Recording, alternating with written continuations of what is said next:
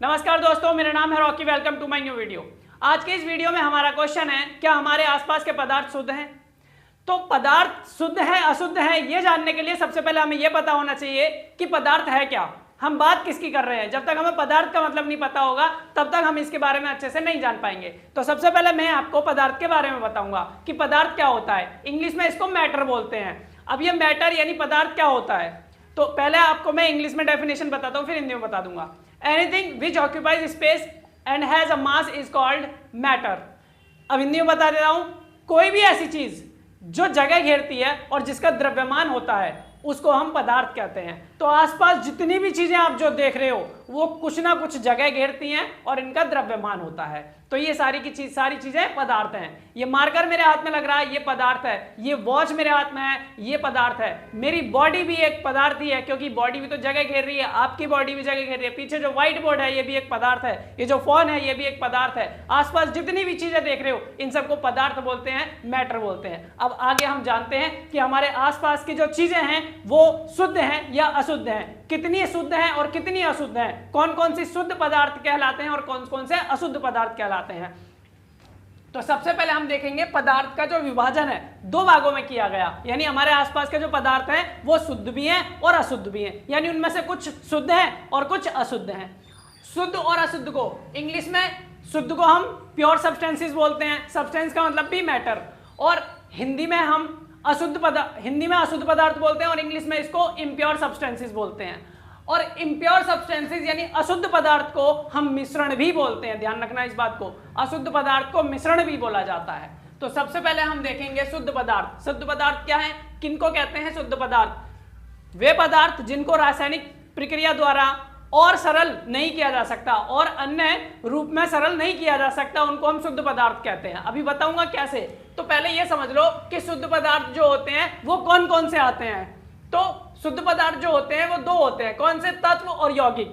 जितने भी तत्व हैं और जितने भी यौगिक हैं उनको हम क्या बोलते हैं? उनको हम बोलते हैं शुद्ध पदार्थ। जितने भी तत्व यानी एलिमेंट्स होते हैं और जितने भी यौगिक यानी कंपाउंड्स होते हैं इनको क्या बोला जाता है? इनको शुद्ध पदार्थ यानी प्योर सब्सटेंसेस कहा जाता है। क्यों कहा जाता है इसका रीजन भी है। सबसे पहले यहां पर तत्व बोला, तत्व क्या है? देखो मैंने अभी इसके बारे में बताया शुद्ध पदार्थ, तो ये तत्व और यौगिक है, इन्हीं की बात करते हैं मूल रूप से हम। तो तत्व जो है, तत्व उनको कहते हैं जिनको किसी भी, देखो यहां पर लिखा हुआ है पदार्थ का वह मूल रूप, पदार्थ का वह मूल रूप, यानी पदार्थ सब पदार्थ ही हैं। जो पदार्थ हैं छोटे छोटे कणों से मिलकर ही तो बने हैं। अब ये क्या बोल रहा है? पदार्थ का वह मूल रूप जिसे रासायनिक प्रक्रिया द्वारा अन्य सरल पदार्थ में विभाजित नहीं किया जा सकता, उसे हम तत्व यानी एलिमेंट कहते हैं। फिर से समझ लो, मूल रूप। देखो अब कोई भी चीज है हमारे पास, अगर मैं देखो ये है हमारे पास मार्कर है, अगर मैं इसे क्या है रासायनिक अभिक्रिया द्वारा तोड़ूंगा, इसमें से निकालूंगा, इसको अलग अलग करूंगा, जितने भी कंपोनेंट्स यानी घटक है जिन जिन चीजों से ये मिलकर बना है तो इसमें से निकल के आएगा। अगर मैं इसको निकालूंगा तो इसमें से क्या है, जो इसमें जो इंक भी है वो भी पड़ी हुई है, ठीक है, जो इसमें कॉटन है, रुई है वो भी है, और ये मार्कर भी है। तो कई चीजों से मिलकर बना है, यानी इसके अलग अलग कर सकते हैं पार्ट्स, और भी चीजें इसमें से निकाली जा सकती हैं इस मार्कर से। लेकिन कुछ ऐसे पदार्थ यानी ऐसे तत्व हैं जिनको कितना भी तोड़ लो आप, किसी भी प्रक्रिया द्वारा, भौतिक या रासायनिक प्रक्रिया तोड़ लो, द्वारा कर लो उसको, लेकिन वो क्या है, वही रहेगा, कुछ और नहीं निकलेगा उसके अंदर से। उदाहरण के तौर पर अगर मैं ऑक्सीजन लूं, ऑक्सीजन क्या है? तत्व है।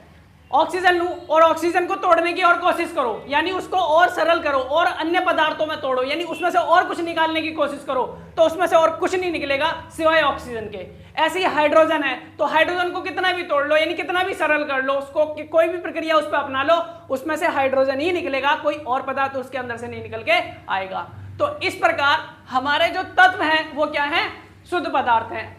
अब तत्व जो होते हैं पूरी दुनिया के अंदर, जो साइंटिस्ट हैं उन्होंने हमें क्या बताया कि पूरी दुनिया के अंदर अब तक जो तत्व खोजे गए हैं, जिनकी खोज हुई है वो कितने हैं? 118।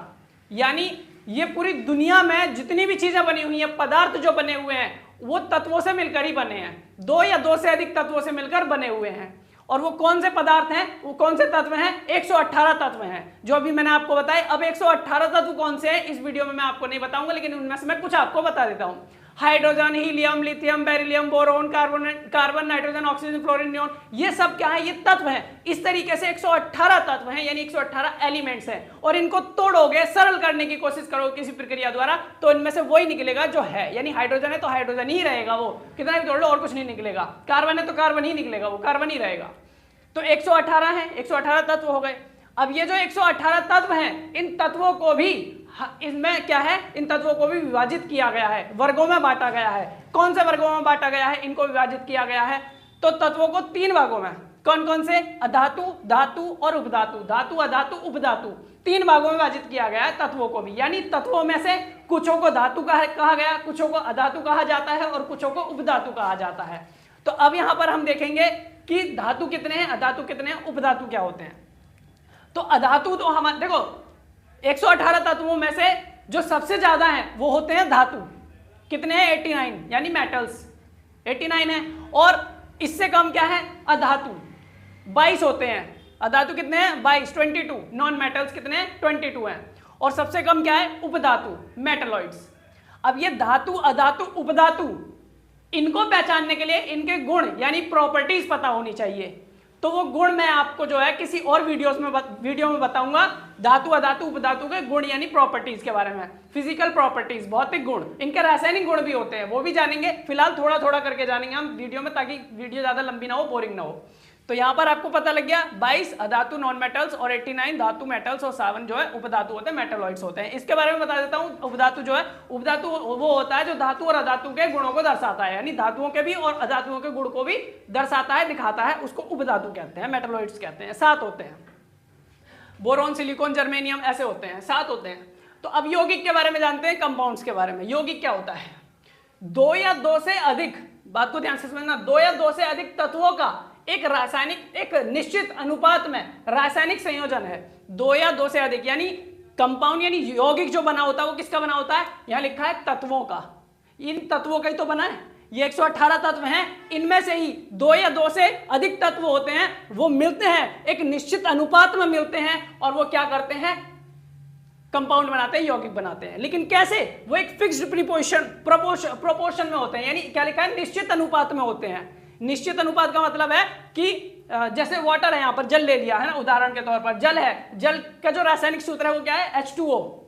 वाटर, जल का क्या है? H2O है, यानी इसको हम H2O बोलते हैं। अब ये जो H2O यानी जल यानी वाटर जो बना हुआ है वो एक फिक्स्ड प्रोपोर्शन में है, यानी जो इनके जो अनुपात है वो एक फिक्स है, निश्चित है। जैसे कि हाइड्रोजन का द्रव्यमान यानी जो मास है वो कितना होता है? 1, और ऑक्सीजन का 8, यानी ये एक निश्चित अनुपात है। अगर हमें वाटर बनाना है तो 1 ग्राम हाइड्रोजन और 8 ग्राम क्या होना चाहिए? ऑक्सीजन होना चाहिए, तब जाके क्या बनेगा?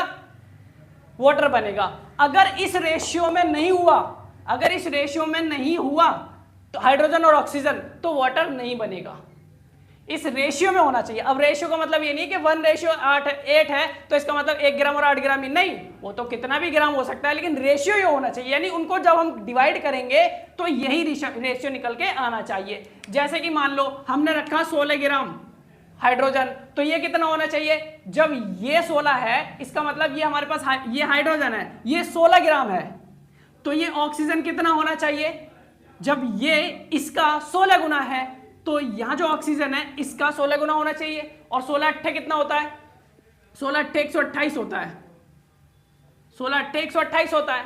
तो इसका मतलब 16 ग्राम हाइड्रोजन और 128 ग्राम ऑक्सीजन होना चाहिए, तब जाके पानी बनेगा। अगर मान लो 16 ग्राम ये ले लिया, 20 ग्राम ये ले लिया, नहीं बनने वाला, गलत हो जाएगा। एक निश्चित अनुपात है, यानी किसी भी यौगिक का, जो यौगिक बने हुए हैं उनका एक निश्चित अनुपात है, इस अनुपात में मिलेगा तब जाके वो एक यौगिक बन पाएगा। तो अब समझ में आ गया होगा कि हमें अगर यौगिक बनाना है या यौगिक बना हुआ है, कोई भी यौगिक बना है, कंपाउंड बना है, तो वह निश्चित अनुपात में बना है, यानी उनके जो अनुपात है वो निश्चित है, और 2 या 2 से अधिक तत्वों का मिलकर बना होता है। तो ये भी हमारा क्लियर हो गया है। और हाँ, एक चीज और बता दूं, जैसे मैंने बताया 118 तत्व होते हैं, एलिमेंट्स होते हैं पूरी दुनिया में, लेकिन ये यौगिक जो है वो कई मिलियंस हैं, कई मिलियंस। 1 मिलियन में 10 लाख होते हैं, और मैं बोल रहा हूँ कई मिलियन है, क्योंकि कार्बन के ही कई मिलियन है, और 118 तत्व ये भी मिल के यौगिक बनाते हैं, तो कई मिलियंस हो जाते हैं। तो कई मिलियंस क्या है, कंपाउंड्स यानी यौगिक है। और सबको याद करना तो आसान नहीं है, सबको कैसे याद कर सकते हैं, लेकिन बहुतों को याद किया जा सकता है। कैसे याद किया जा सकता है, क्योंकि जरूरत है और करना भी चाहिए, तभी तो आप चीजों के बारे में जान भी पाओगे। जैसे हमने वाटर का याद कर रखा है, तो हमें वाटर का पता है कि ऐसे ऐसे करके मिलकर बना हुआ है।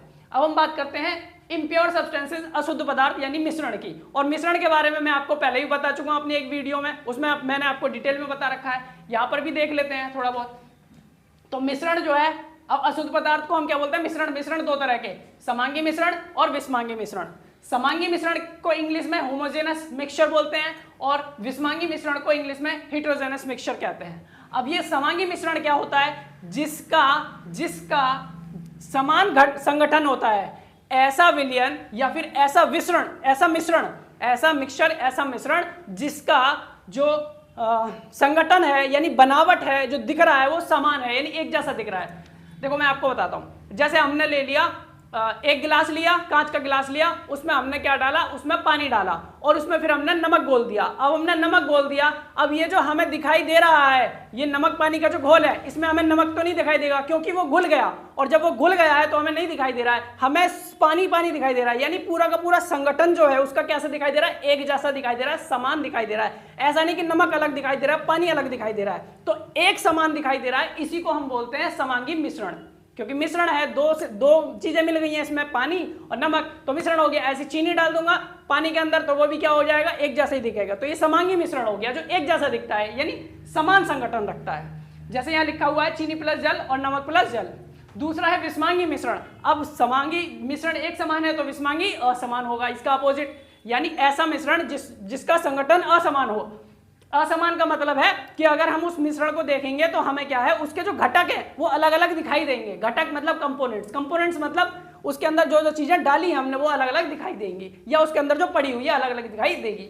जैसे कि बालू प्लस नमक, अगर मैं बालू यानी रेत ले लूं और उसमें नमक डाल दूं तो नमक और रेत को देखा जा सकता है अलग अलग। तो ये क्या है, मिश्रण है, लेकिन कैसा, विषमांगी मिश्रण, हेटेरोजेनस मिक्सचर। इसी तरीके से चीनी और नमक को आप अगर डालोगे, एक दूसरे के साथ मिलाओगे तो पता लगेगा ये नमक है, ये चीनी है। उसके क्रिस्टल्स को देख सकते हैं हम कि भाई नमक ये रहा, चीनी ये रही। इसी तरीके से तेल और जल के ऊपर अगर तेल डाल दूंगा तो तेल ऊपर ही दिखाई देगा हमें तैरता हुआ, क्योंकि तेल की जो डेंसिटी है वो कम है, जल से तो वो डूबती नहीं है, उसके ऊपर ही रहता है तेल, तो हमें वो अलग अलग दिखाई देंगे। तो विषमांगी मिश्रण हो गया। तो समांगी और विषमांगी मिश्रण भी मैंने आपको बता दिया। यहाँ पर आपको ये सारी चीजें मैंने आपको अब एक्सप्लेन कर दी हैं। उम्मीद करता हूँ आपको समझ में आया होगा। आज की वीडियो में इतना ही, फिर मिलेंगे अपनी नेक्स्ट वीडियो में एक इंटरेस्टिंग क्वेश्चन के साथ।